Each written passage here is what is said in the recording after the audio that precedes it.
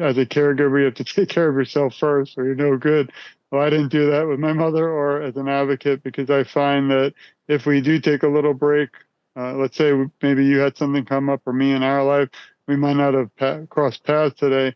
And if we just reach one person today, we've changed the world for the better. So that's kind of my philosophy, even though it's not always the smartest, but I just think there's still so much work to be done.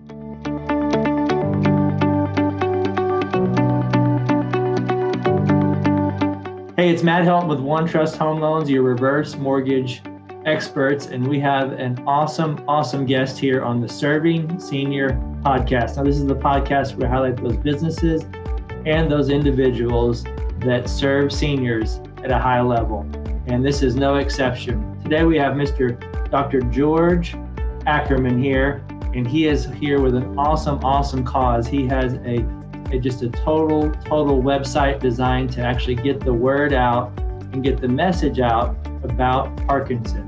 And this is straight from his heart. He's not selling anything. He is just raising awareness, and it's just a son's journey to spread the message of what happened. So, Dr. George, how are you doing today? Thank you, sir, and thanks to you and your listeners. It means the world to me, and also I really am grateful for what you do, because you're actually raising tremendous need in this society today for awareness for seniors. And unfortunately, I was kind of thrown into it with my mother. Okay. She had Parkinson's disease, and she passed sadly at age 69. She was very young, 1/1/2020. And I kind of shifted my career from what I was doing before to the world of caregiving, and it was just life-changing. But today I fight, and all those we've lost in their memory, like my mother, due to this disease, and for the people battling it today and their caregivers, it's again, it means the world for the time. I appreciate it. Well, thanks a lot. Maybe before we dive into it, Dr. George, could you maybe share some background, like where are you from, and what did you do before you took this over as your primary mission? Yeah, I'm originally from Brooklyn, New York, raised by my mother. My parents were divorced. I don't feel I'd be the man I am today if it wasn't for my mother's sacrifices. She was a school teacher. Yeah, she was a school teacher and had a master's degree, and really gave it all up to raise me and my brother. And I knew when it was my time to help shine and help her, I would have done it again in a moment. I grew up in unfortunately, a crime area in Brooklyn, New York. I'm sure you've seen it in the movies with Al Pacino and Robert De Niro. And seeing all your home, seeing your background right now, I think I might need your service to get out of it. Luckily, I was brought away from New York to Florida, where I reside now. But my mother instilled a lot of things in me, which was compassion for others. I dedicated my life before the world of caregiving to helping victims of crime. I became an attorney in Washington, D.C. and Florida, and always had a passion to help others. I worked in the prosecutor's office for my internship, and also on both sides of the criminal field. But I didn't find that you had the time, or I had the time like I wanted to really work with families like victims, because there's so many cases, you have to keep moving. So I decided, what better way than to go, which was kind of something that many wouldn't do, but into the Miami Police Academy. So from being a lawyer, became a police officer. Still am today. I'm reserved now. And once again, unfortunately for me, I had you have so many calls. You had a brochure and you have to go on. So you didn't have the time. I did get to meet with a lot of individuals, but not how I wanted to. So finally fell into teaching and found that was my passion. I was able to live through the students and their experiences. And I believe no matter how much school we have, even today, I learned so much from every person I come in touch with. And I was honored that in my dissertation and my PhD, I was able to work with a group of African-American mothers who lost their loved one due to murder in West Palm Beach. A lot of the times you have a victim of a crime, but the family members also become secondary victims. And that's where a lot of my work is done, because they're often sadly forgotten by the criminal justice system, and that needed to change. So a lot of my work was that, and that's where, in a little way, the shift goes to the Parkinson's world, because I feel they're often forgotten by the society, and it's not anyone's fault. It's just we need more awareness, and that's what my major goal, literally, it feel like it's in my blood and my heart to not stop. Some days I break the own golden rule, which you're probably an expert. As a caregiver, you have to take care of yourself first, or you're no good. well, I didn't do that with my mother or as an advocate, because I find that if we do take a little break, let's say maybe you had something come up or me in our life, we might not have crossed paths today. And if we just reach one person today, we've changed the world for the better. So that's kind of my philosophy, even though it's not always the smartest, but I just think it's still so much work to be done. Man, that's awesome. That's well said. Well said. Well, could you maybe give us some background on your mom, how that all happened, and then how that changed you, and then how that prompted you to go out there and really put together for Sharon, and what you've done so far, and what's the plan for the future? Yeah, I appreciate it. Parkinson's disease is a very, very tough one. Why? Because every individual is different. That's why we have no cure. My mother had Parkinson's for about 15 years. And to be honest, for several years, I just heard the word Parkinson's. I had no clue what it was. My mother was a very unselfish person. She didn't want to burden the family. So I kind of upset that she didn't, but she didn't want anyone. I don't know if she didn't want us to know, or she was ashamed, or she was scared, or she, again, didn't know herself. So for several years, we didn't know anything about it. And that's an issue, because if you're diagnosed too late or not treated properly or misdiagnosed, these are all problems that can accelerate the disease. I only found out big time in the last 4 years of her life, when she went for a special study at a university. And unfortunately, that night, I got a call from my father in New York, and I'm in Florida with my mother. George, you have to rush over to your mother's house. It was about 4 a.m. And I rushed over, and I found her frantically moving her furniture out of her home. And I asked her what was going on. She said she was in fear that there were Nazis in her home and they were going to harm her. So forget about police, but as anybody, loved one, I was kind of dismantled, like shocked, no clue what was going on. Rushed to the hospital. They said we saved her life, but we found out a lot of the causes of the medications, and possibly late onset dementia, the hallucinations and delusions put her into a sense of shock. And that was the day I realized I had to take over. And this was not just something you can ignore. She was a very, very healthy person, never had any medical issues, only 69. And just out of nowhere, everything just for the last 4 years went downhill. She went from walking several miles a week to a cane for 2 years, and from the cane to a walker, then the walker to the wheelchair, and that bed bound for the last 7 days. And again, I'm still in shock. It's only been 4 years, but I'm still grieving. Yesterday was one of the toughest days every year, Mother's Day. Obviously my wife, we celebrate for her, my mother-in-law, but at the same time, there's a seat missing at the table for my mother. So it's kind of still hard to deal with. And even these talks are not always easy, but people like you and your audience actually help me more than you'll ever know. Just talking together today just helps me a lot. So that was kind of, the history. Parkinson's, again, is the fastest neurodegenerative disease, not just in the U.S., but in the world. Approximately 1 people have it, and more are getting it every day diagnosed. But there's 10 million people. I didn't even know this till 2 years ago. 10 million throughout the world, which made me realize for a moment that it's not just about my mother and I anymore. It's about everybody and how we're a family in this fight. So I had the opportunity to interview 600 people from England, France, Italy, UK, Spain, England. I mean, you name it, Nova Scotia, Iceland. And I found that Parkinson doesn't discriminate. And I've added all those completely free on our website, TogetherForSharon.com, just for awareness and to make sure that everyone, even listening, knows that you're never alone in this fight. Wow, man, that's great. That is great. I guess, could you tell and fill everybody in? So you brought us up to speed. What caused you to kind of go forward with Together for Sharon? I guess now, what's the goal and mission? What are you trying to accomplish? And most importantly, how can we all help?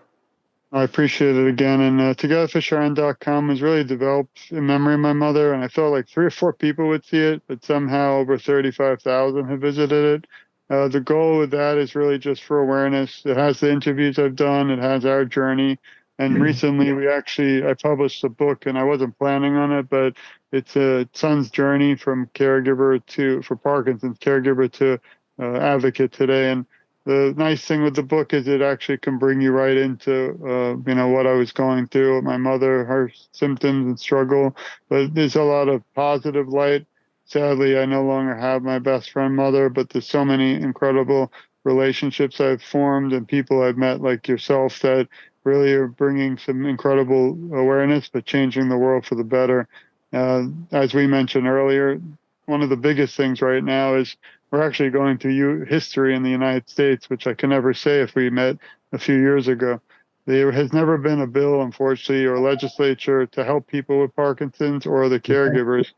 Last December, I was so excited to find out that the first bill in U.S. history, called the National Plan to End Parkinson's Disease, was passed unanimously by the House of Representatives. And as you know, and your listeners, nothing today is something that everyone agrees with. So it's just bipartisan. Now it's heading to the Senate. I actually interviewed Senator Rick Scott on a podcast, and he supports it fully. So the two Florida senators are on board. But we need everyone out there to call your senator, email them, do anything you can, and urgently ask them to support the national plan to end Parkinson's disease. Once it passes, the president just has to sign into law, and it'll change the world forever for those diagnosed, early diagnosis, awareness. It'll even reach people with governmental help now, intervention, who may not be able to afford the cost of finding a doctor, a movement specialist. And that's really important. So it's really just a history being made. That's great. So it sounds like if we could do one thing now is to get behind this bill, follow up with your local politicians and let them know to support it. And the Michael J. Fox Foundation is spearheading it. I've had the honor to meet Mr. Fox a few times now, and he's a hero of mine because, as many of you are aware, he's the famous Canadian actor. But he could have kind of, I always say, went away and led a quiet private life. He chose not to do that. He started the Michael J. Fox Foundation. He's raised over $2 billion, not million, $2 billion towards research. And just last year, they discovered a breakthrough called the biomarker, which is kind of evasive, but it's a needle that can go into someone's spine and determine if you have Parkinson's. And they're trying now to take that and put into a basic small blood test that could go into every doctor's office throughout the nation. And that would really help, because then if you're not, you won't have misdiagnosis. If you're treated properly and on time, early diagnosis, you can actually slow the progression. So Parkinson's, again, there's no cure, but there are many methods such as diet, exercise, 45 minutes a day, whether you're the caregiver or the person diagnosed, that can actually slow the progression.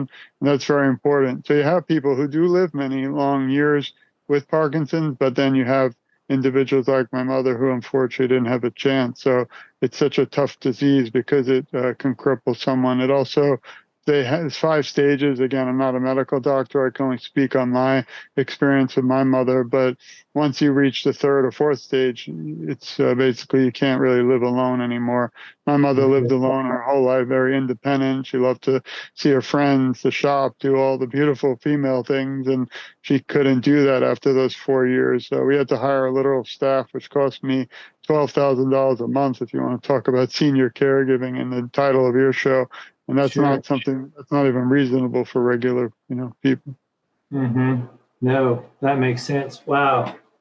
So it sounds like we've got some really, really exciting stuff on the horizon. If we could get this bill pushed through, is there any, Dr. George, any other resources that you recommend when someone comes to you and says, hey, I think my mom has this, or here's what we're dealing with? Is there any resources that you could share with the audience that you recommend they look into?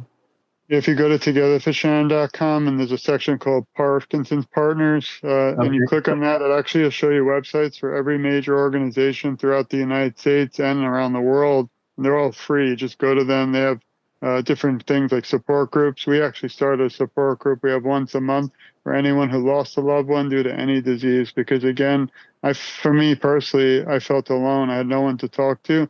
You go on these Facebook groups, but it's not very positive sometimes. You don't know who they are. So we started a group through a group called PSP Awareness in Canada, and we join together once a month, completely free online, where someone can actually join us and talk about their experiences. And it's all, again, right at Together for Sharon. The website's getting big. I mean, I just started this weekend a new section called PWP, So it's people with Parkinson's and they're artists. So I now display all their artwork that people can reach out to them directly. I also have another section of, so a lot of time these organizations and foundations are great, but a lot of time I don't personally feel the little guy or girl or female or male gets, the end outcome of it. So I thought to myself, why not try and add people with Parkinson who have traits like writing books or doing artwork, and you can go directly to their site and donate or buy their stuff, and we have nothing to do with it. We're just like a conduit so we can get the word out. And I don't accept anything except, like I said earlier, that you're not alone. And I just continually trying to think of ways to help others. And I don't want anything in return except for a cure. I'm actually publishing 2 more books. So one is going to be, so right now we have The Son's Journey. It's about my mother's journey, dedicated in her memory to all those battling Parkinson's and the caregivers today. But my follow-up book, which probably won't be a year because it's done, but I have a lot of editing, it's actually going to be dedicated to all those we've lost due to the disease. And because I feel a lot of days I don't have Parkinson's. I'm no longer a caregiver of someone alive.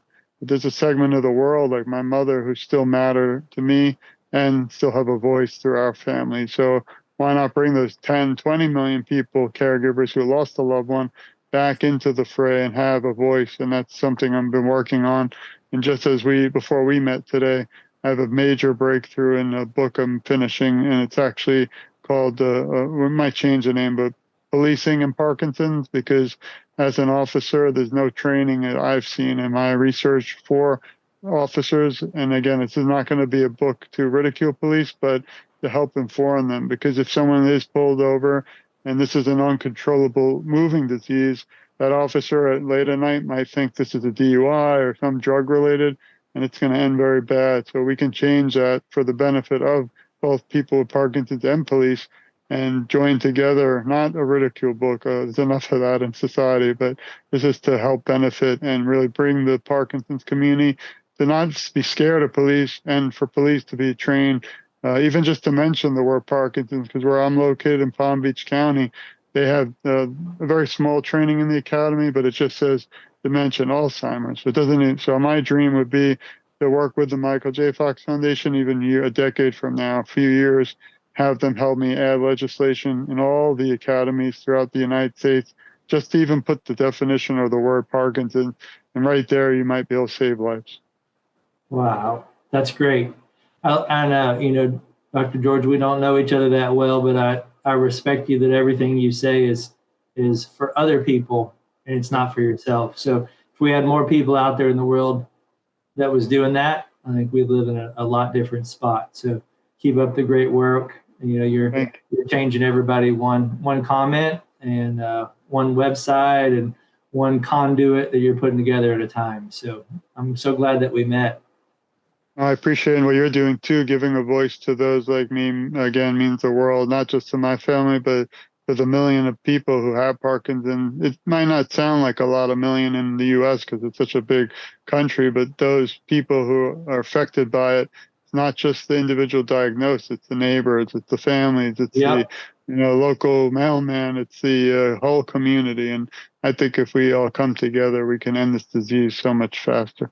Yep, that's great. Well, is there anything that I didn't ask you that I should have, or anything else you wanted to share with the audience? I really appreciate it. Again, I told you earlier, I find that we become family because this fight is not about, you or I, it's about everybody. But I do have a little statement I always say, and this is for you and your audience, but from my family to yours, we love you, we support you, we care a lot about you, and you're never alone. I will advocate for you, and together our voices are so much stronger.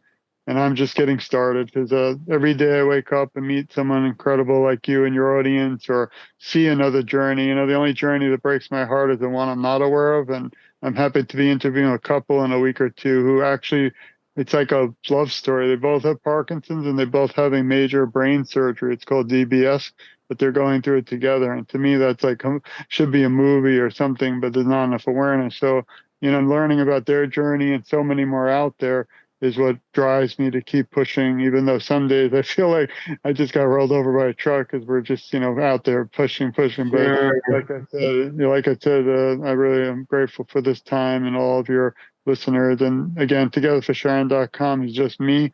but together it means the world to so many. And I'm always available 24/7. Some nights I don't sleep thinking about what my mother went through, and I don't want anyone to ever have to go through that alone or at all. So let's end this disease, and feel free to see the book. It's all linked right to my website. And again, it's not about money or any of that. Just I think that this journey and to show that there are people out there that aren't alone will really help a lot of people. We've sold a lot of them, which is shocking, and I'm really proud of it. But I think this needs to go again beyond just me, and I need all the help out there we can get to make sure my mother's memory is never forgotten. Sure, man. Well said, sir. And you did mention something about you don't take money, but now the challenge is, like you mentioned earlier, when you were providing care for your mom, it was like $12,000 a month, right? So a lot of this needs money to be able to have people taken care of. And that's why I wake up every morning is we actually focus on serving those folks that are 62 and older. A lot of times they don't get the care they need and they deserve because they don't have someone like you that has $12,000 a month to help them out. And that's where we come in. We show them that there may be other options to use their home equity to get the type of care that they need and the care that they deserve. So I think we're on the same page. We don't want people out there that's worked their whole life, put in all this time, effort, that should be well taken care of and should have great treatment. We don't want them to go without care because there's no money available. So that's what we're here to do, is just to help everybody to make sure that they have the type of retirement. They don't just survive retirement, but they thrive in retirement. Yeah, that's great. Unfortunately, my mother, we actually got her into a nice little new house, and the last year she never enjoyed it, but we always dreamt. I always say Parkinson's took away 15 years of her living and likely 15 afterwards. And that wasn't, what we intended. And the other thing is, my mother might have been 69, which is, I think young in 2024, but we have young onset Parkinson's. So Michael J. Fox had it in his 30s. So there's a lot of, we need more awareness again, because it's a lot of misconceptions. It's not, the elderly man disease, which people thought. We're trying to bring more attention for women now with Parkinson's, African Americans with Parkinson's. There's a lot of different areas that need to be brought about, and anything I can do to help that is my mission really in life now. And I don't have Parkinson's. We don't know.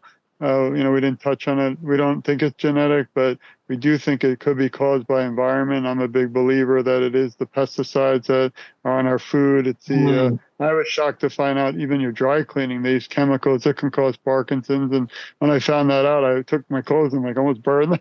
And then also when you go shopping, organic's important, but like you said, it's expensive. So not everybody could do that. Exercise is very important, but my mother had a nice home in Boca Raton, but for 20 years she had mold, she had termites, and who knows what the pesticide did. So I'm just trying. We need to all reach out again to our congressmen and women and tell them to ban things like there's a poison called paraquat that's used in our homes. China banned it, but the U.S. hasn't. So there's a lot of things that are upside down, and I think everyone out there using their voices can change that and end this disease. That's great. Well, I believe you just put an exclamation point on a great point, sir. So thanks for your time. Thank you for what you're doing, Dr. George. And I thank you for watching the Serving Senior podcast, where we highlight those businesses and individuals that help seniors not just get by, not just survive, but thrive in retirement. Thanks again. Talk to you soon. Hey, this is Matt Helton with OneTrust Home Loans, home of Retirement Mortgage Solutions. And we really do appreciate you checking out the Serving Seniors podcast today. Now, please go to the description down in the body of the podcast where you can subscribe to get future shows. Please click that notification button so you get notified when other shows drop. And also, if you can go to servingseniorspodcast.com, and we'd love to hear a comment about our show. We have a heart to serve seniors, and we have a heart to make sure seniors don't just survive retirement, don't just get by in retirement. We want to show seniors how to thrive in retirement. So if you know of anyone that's 55 and older that could use some extra cash flow, maybe the retirement's not going the way that they like, our retirement mortgage solutions are designed for folks, and depending on the state, they're either 55 or 62 and older to make sure that they have that kind of retirement that they want. As long as they own a home and they're in a good equity position, there could be some solutions that they may not have thought about, or maybe they've thought of and they just didn't know how they work. That's what we do. So anyone in that age group that could use some mortgage advice, my team and I would love to be able to help them. Thanks again, and look forward to seeing you on the next show. Have a great day.